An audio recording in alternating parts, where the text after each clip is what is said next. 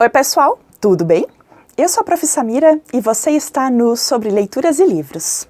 Seja bem-vindo ao meu canal e muito bem-vindo a essa resenha que eu tenho para apresentar para vocês hoje. Ela leva como título Amados à Margem. Eu falo aqui de uma obra de um escritor brasileiro, baiano, nascido em 1912 e falecido em 2001.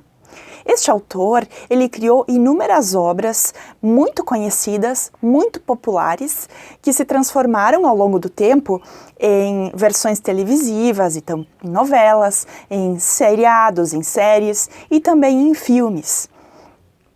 Eu estou falando aqui de livros muito conhecidos, como, por exemplo, Dona Flor e Seus Dois Maridos, eu estou falando de Gabriela, Cravo e Canela, eu estou falando de Tieta do Agreste, entre outros títulos também muito famosos deste autor. Sim, eu falo aqui de um best-seller.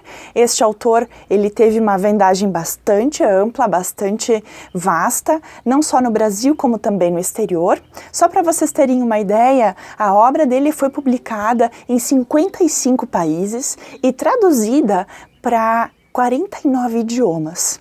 Isso é muito, é bastante mesmo, especialmente se tratando de uma literatura brasileira, uma literatura regional, que é o que ele escreve.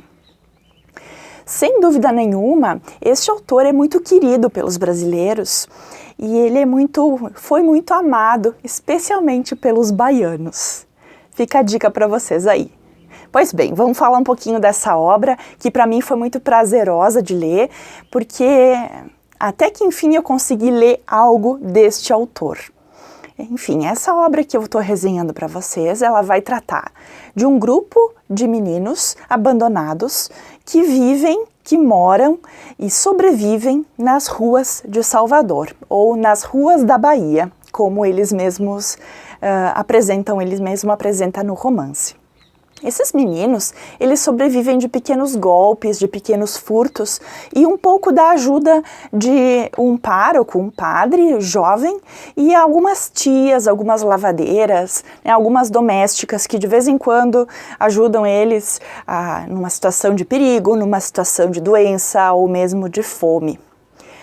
É bem interessante porque eu vou ter aqui alguns personagens muito bonitos, muito bem construídos e muito encantadores. Por exemplo, eu vou ter o Pedro Bala, que é o líder desse grupo. Ele vai criar para si mesmo um papel, além de líder, de protetor, de pai para esses outros meninos. Como uma grande mão direita, o Pedro Bala vai ter o professor. Sim, o professor é um outro menino que também tem uma característica interessante que destoa um pouco dos demais. Ele é um ávido leitor e ele leva muito jeito com as artes, especialmente com a pintura. Então, o professor vai auxiliar, vai ser o braço direito, né, desse nosso líder do grupo, o Pedro Bala. Além desses dois grandes personagens, eu vou ter um outro personagem que me chamou muito a atenção, que foi o Gato. O Gato é um grande conquistador, ele é um empreendedor dessas empreitadas, dessas empresas um pouco escusas. Ele, inclusive, conquista uma prostituta um pouco mais velha do que ele e se torna amante dessa prostituta. Para finalizar, então, esse hall de personagens bastante ricos e bem interessantes, eu vou ter a única menina que se aproxima desse grupo, que se chama Dora.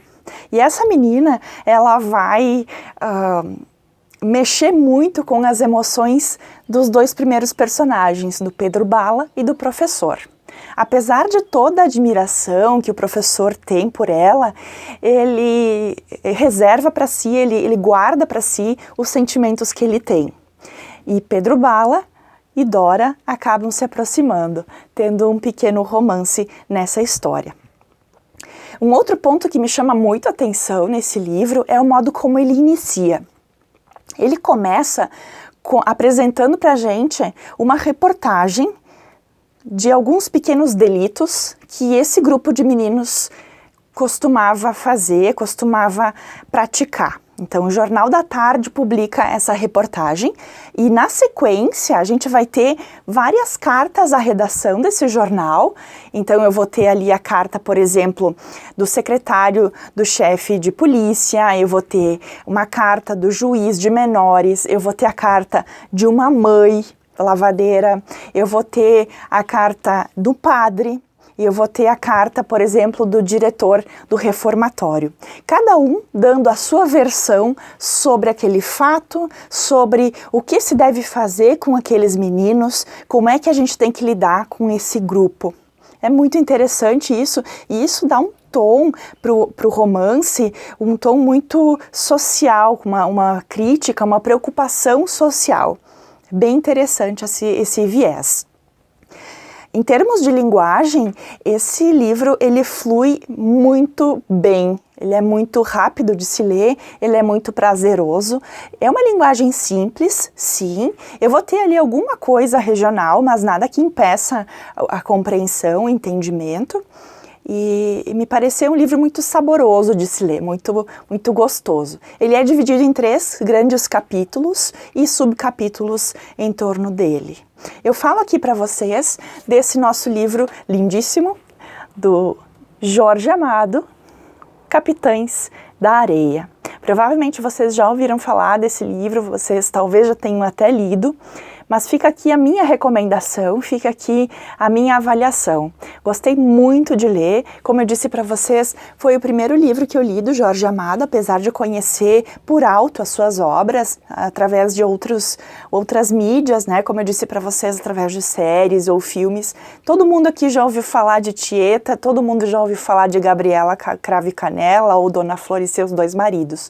No entanto, eu consigo também ver do Capitães de Areia, um filme, se não estou enganada, de 2011, que é bem interessante. Ele faz todo um enredo muito baseado, muito fidedigno ao romance.